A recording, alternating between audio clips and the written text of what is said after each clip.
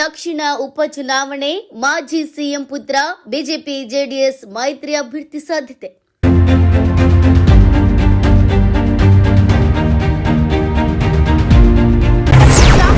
ಶಿವಶಂಕರಪ್ಪ ಅವರ ನಿಧನದಿಂದ ತೆರವುಗೊಂಡಿರುವ ಸ್ಥಾನಕ್ಕೆ ಉಪಚುನಾವಣೆ.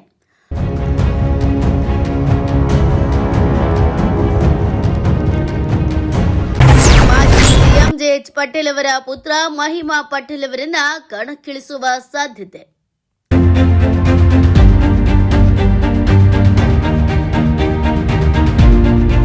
ಶಾಮನೂರು ಶಿವಶಂಕರನಪ್ಪ ನಿಧನದ ಕಾರಣ ದಾವಣಗೆರೆ ದಕ್ಷಿಣ ಕ್ಷೇತ್ರಕ್ಕೆ ಉಪಚುನಾವಣೆ ಎದುರಾಗಿದೆ. ಆದರೆ ಕಾಂಗ್ರೆಸ್ ಮತ್ತು ಬಿಜೆಪಿ ಜೆಡಿಎಸ್ ಮೈತ್ರಿಕೂಟದ ಅಭ್ಯರ್ಥಿಗಳು ಯಾರು ಎಂಬುದನ್ನ ಇನ್ನೂ ಅಂತಿಮವಾಗಿಲ್ಲ. ಕಾಂಗ್ರೆಸ್ ಟಿಕೆಟ್ ಯಾರಿಗೆ ಎಂಬ ಕುರಿತು ಭಾರಿ ಚರ್ಚೆ ನಡೀತಾ ಇದೆ. ದಾವಣಗೆರೆ ದಕ್ಷಿಣದಲ್ಲಿ ಇದುವರೆಗೂ ಬಿಜೆಪಿ ಗೆದ್ದಿಲ್ಲ. 2008ರಿಂದ 2023ರ ತನಕ 4 ಚುನಾವಣೆಯಲ್ಲಿಯೂ ಶಾಮನೂರು ಶಿವಶಂಕರಪ್ಪ ಗೆಲ್ಲುವ ಮೂಲಕ ಕ್ಷೇತ್ರವನ್ನ ಕಾಂಗ್ರೆಸ್ ಭದ್ರಕೋಟೆ ಮಾಡಿದ್ರು. ಆದ್ದರಿಂದ ಉಪಚುನಾವಣೆ ಗೆದ್ದು ಕ್ಷೇತ್ರದಲ್ಲಿ ಪಕ್ಷದ ಬಾವುಟ ಆರಿಸುವ ಉತ್ಸಾಹದಲ್ಲಿ ಬಿಜೆಪಿ ಇದೆ. ಬಿಜೆಪಿ ಜೆಡಿಎಸ್ ಮೈತ್ರಿಯಲ್ಲಿ ಬಿಜೆಪಿಗೆ ದಾವಣಗೆರೆ ದಕ್ಷಿಣ ಕ್ಷೇತ್ರ ಸಿಗಲಿದೆ. ಆದರೆ ಅಭ್ಯರ್ಥಿ ಯಾರು?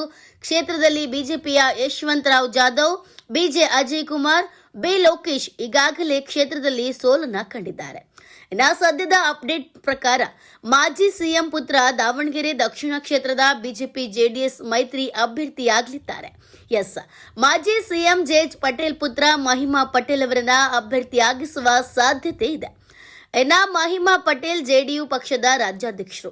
ಅವರನ್ನ ಬಿಜೆಪಿ ಜೆಡಿಎಸ್ ಮೈತ್ರಿ ಅಭ್ಯರ್ಥಿ ಮಾಡಲು ಎನ್ಡಿಎ ಮಿತ್ರ ಪಕ್ಷವಾದ ಜೆಡಿಯು ವರಿಷ್ಠ ಬಿಹಾರ್ ಮುಖ್ಯಮಂತ್ರಿ ನಿತೀಶ್ ಕುಮಾರ್ ಈಗಾಗಲೇ ಗ್ರೀನ್ ಸಿಗ್ನಲ್ ನೀಡಿದ್ದಾರೆ. ರಾಜ್ಯದ ನಾಯಕರ ಒಪ್ಪಿಗೆ ಒಂದೇ ಬಾಕಿ ಇದೆ. Bureau report, news pulse, Davanagere.